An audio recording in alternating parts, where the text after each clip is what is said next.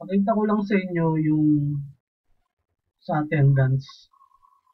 Bali, ito yung magiging attendance once na na-install na yung pinaka-software. So, lahat papasok dito yung attendance ng mga employee.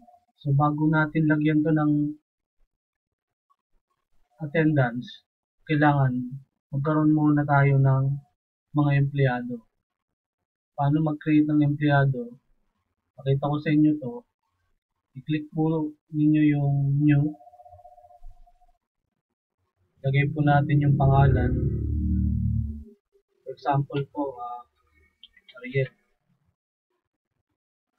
Dominguez.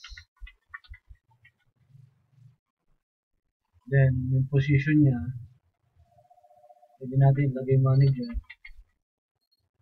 Tapos dito natin ilalagay kung anong branch siya o anong location. Pag wala pang existing dito na location, pwede tayong gumawa dito. Click natin yung new. Sample, lagay natin Bataan. Pwede natin siyang gawing default o gawin natin siyang inactive. After that, click natin yung OK. So, yun. So, pwede rin natin siyang i-clear or pili tayo ng bago. Pagkuha ng picture, click natin tong browse. Pili tayo ng picture sa folder o sa computer. Bigyan tayo ng isang example.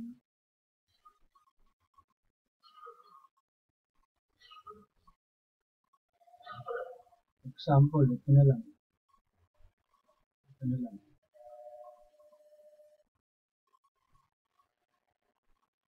Ito na yung magiging photo ng empleyado nyo para mapamiliarize kayo sa mga empleyado nyo.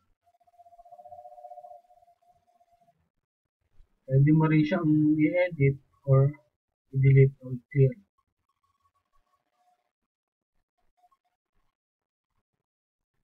Browse po ulit tayo ng panibago.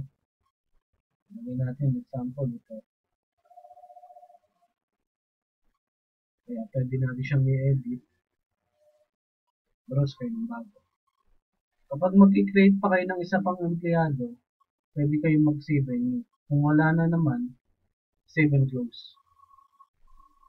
Try natin mag-create pa ng isa pa, save nyo. Lagyan natin dito,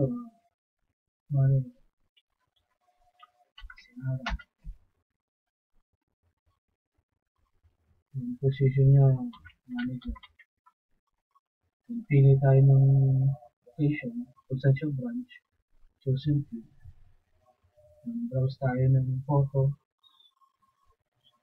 Lagyan natin na photo. Ito.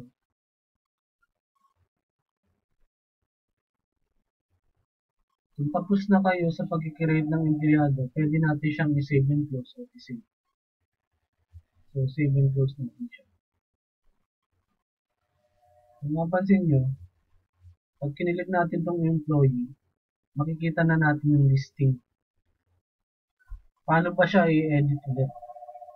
Kung makikita nyo tong pencil na to, pwede nyo siyang i-click para ma-edit yung pangalan.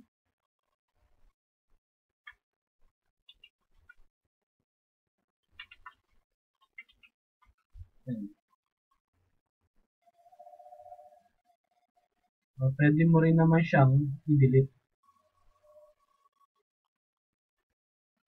Ganun lang.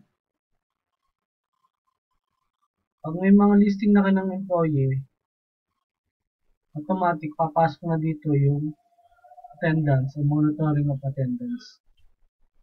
Viewing na to ng pinaka-admin. Kung i-approve niya yung time in and time out niya kung tama.